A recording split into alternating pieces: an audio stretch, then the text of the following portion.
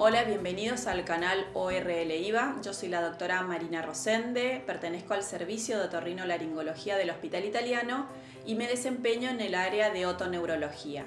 Hoy vamos a hablar de las alteraciones del equilibrio.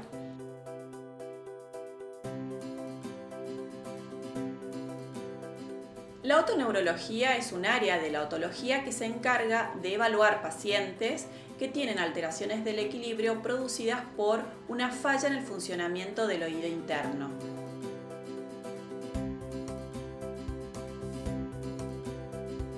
Dentro de las alteraciones del equilibrio, las más frecuentes son los vértigos, los mareos y la inestabilidad.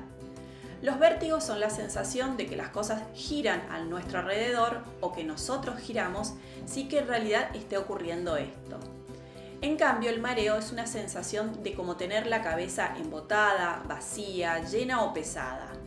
Y por último, la inestabilidad ocurre generalmente al estar parado o al caminar y es la pérdida del equilibrio haciendo estas actividades.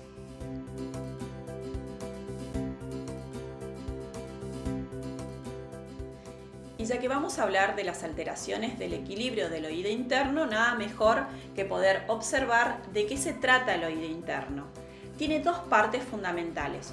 La primera es la cóclea o caracol, que es la parte auditiva del oído interno, y lo otro, que es el vestíbulo, que es la parte posterior, donde se encuentran los órganos que se encargan de censar el equilibrio.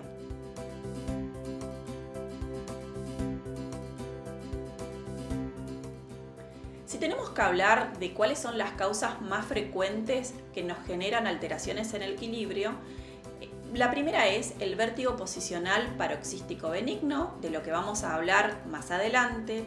Luego sigue la enfermedad de Meniere y la neuronitis vestibular.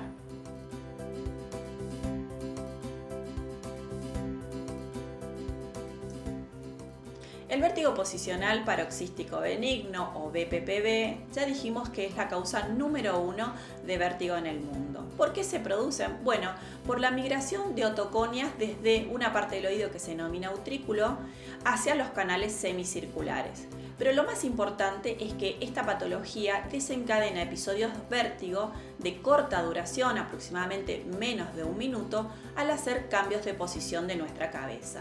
¿En qué situaciones? Por ejemplo, al levantarnos de la cama o al acostarnos, al girar la cabeza en la cama, por ejemplo, para apagar el despertador, o cuando miramos hacia el cielo o nos agachamos para agarrar algo del piso. Por supuesto que como todo vértigo va a ir acompañado de náuseas, vómitos, palidez, sudoración, mano fría y en algunas oportunidades diarrea. Esto va a depender de la intensidad del episodio y también del umbral de tolerancia de cada uno de nosotros. El diagnóstico es muy sencillo, se realiza una anamnesis, que es un interrogatorio al paciente para preguntar en qué situaciones aparece, cuánto dura y cuáles son los síntomas acompañantes.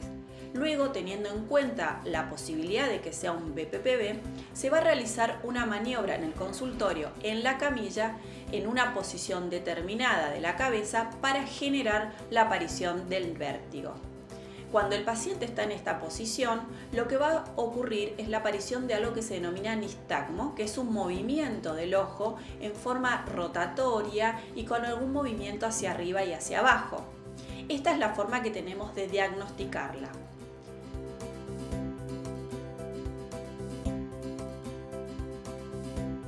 El tratamiento del VPPB se realiza a través de una maniobra de reposicionamiento canalicular, que no es otra cosa que volver a llevar estas partículas a su lugar de origen, que es el utrículo. ¿Cómo se hace? Se hace una serie de movimientos en la camilla de la cabeza y del cuerpo del paciente para llegar a este objetivo.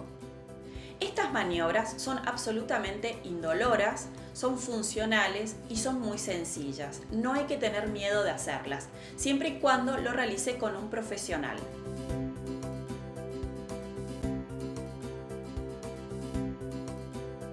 Con las maniobras de reposicionamiento canalicular tenemos un 98% de posibilidades de curar al paciente en el momento de la consulta. Por lo tanto, es una patología absolutamente benigna que no va a dejar absolutamente ninguna secuela en sus oídos, como pérdida auditiva o inestabilidad.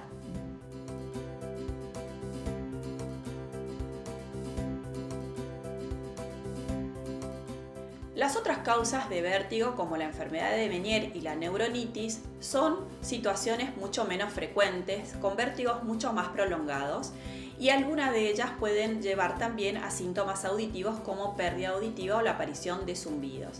En estos casos es necesario concurrir a un otoneurólogo para su diagnóstico y posterior tratamiento.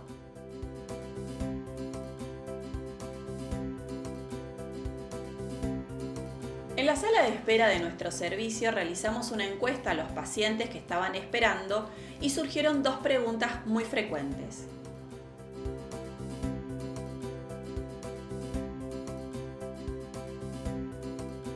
La primera es si la columna cervical produce vértigos. Y la respuesta es que no. Esto es confundido habitualmente por los pacientes como la causa de sus vértigos posicionales. La columna cervical no tiene los elementos necesarios para provocarnos vértigos por los cambios de posición de la cabeza.